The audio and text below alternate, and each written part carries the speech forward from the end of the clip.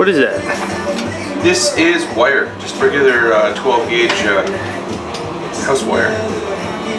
So I like to use the stuff that's got the shield on it. And then what you can do, grab a neck like that, and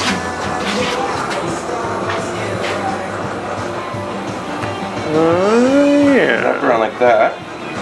You get the general profile.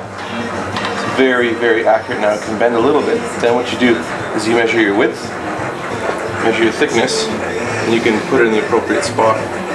The nice thing about it is it's a nice soft plastic lining. The profile gauge does scratch, so that's why I've kind of leaned more towards this side. There's a kid outside on my zip line.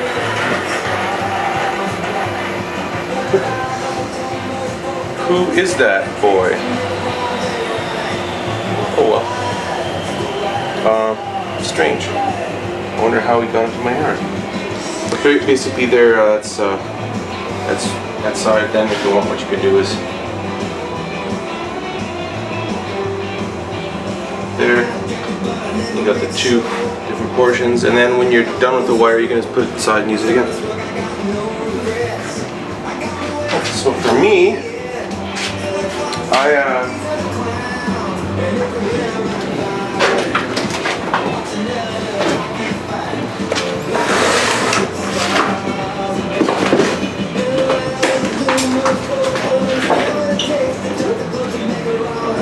building a neck that's supposed to be like this guy.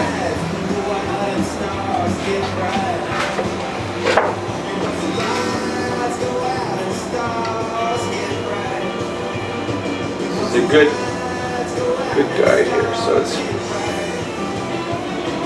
it's the 10th fret and the 1st fret, and you know it's one way of doing it. There's many ways of doing everything. So now I've got these profiles here, and what I'm going to do is measure the actual neck calipers and get the dimensions here.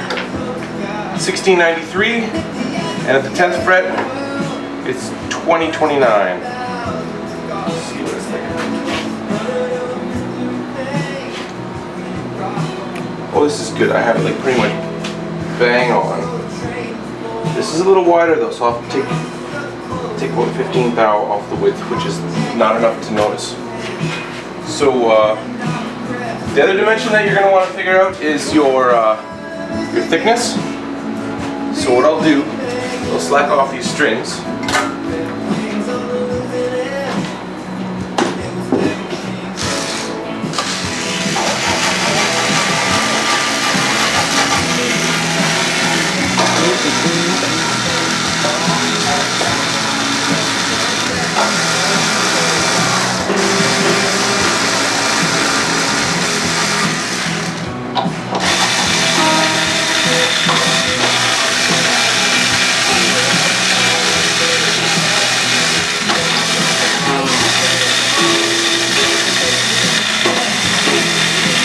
Interesting thing with this guitar is it's a Chinese-made guild, and guild is or was started by the old luthiers who ended up sticking around in New York after Epiphone got sold to Gibson and moved all the production to Kalamazoo. And so Epiphone basically became just a name, and the name Epiphone is like Epistrathopoulos, this Greek dude who used to build bouzouki and banjos, and so his Epiphone brand is made in China and Indonesia and Korea, and Guild, the guys who used to work for him, the brand that they started is now built in China. So it's kind of interesting. It's not a bad guitar though, I'll tell you that. So I'm going to measure the thickness on the 1st fret, and let's say 773. Holy smokerolies, man. 778. That is a thin neck.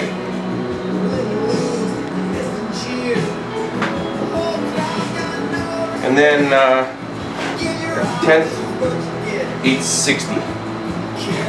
So 73 and 860. I just gotta write this down. 773, 860. That's 1. And the width.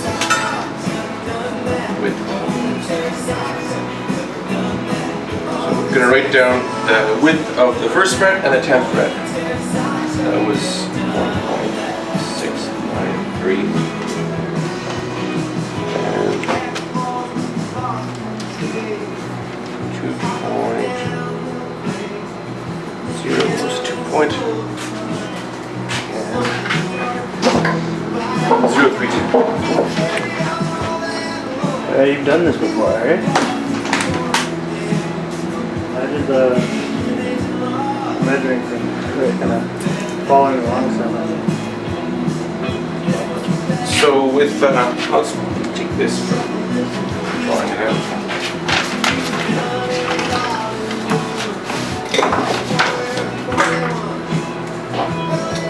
So now what I'm going to do is these are the projected thicknesses. Honestly, 773, I haven't made a neck that thin yet. That's super thin. I would recommend not going less than 830. You guys with the Spanish cedars, the plate safe, 830 would be a good minimum. I usually will have 870 or 873 or 872 at the first fret as far as the thickness, and at the 10th fret 930. So that's 930 thou. This neck is significantly thinner. Because this is mahogany, I'll do it just to match that guy's neck because that's what he wants. But this will be the thinnest neck I've ever made on a steel string guitar. So to be honest, I'm a little concerned, but I'm gonna just do it. So 1.693. I gotta take a little bit of width off, but I'm not gonna worry about it. Pretend it's the correct width. So what I'll do, I'll start off by drawing what we have. What we have is a board that's pretty much exactly 1 inch tall. So I'm going to draw a side profile diagram, and I even have a neck that I cut apart recently for this particular purpose. Where is it? Oh well.